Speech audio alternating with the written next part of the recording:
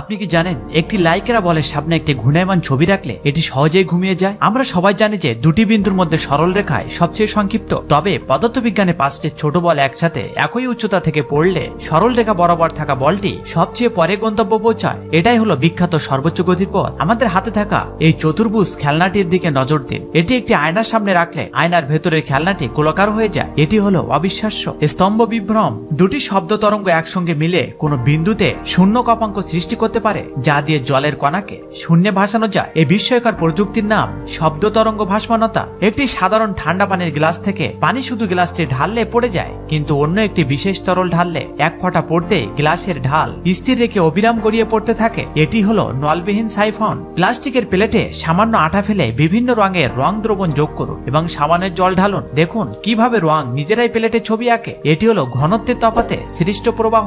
এখন কিছু like subscribe পাওয়া যাবে কি?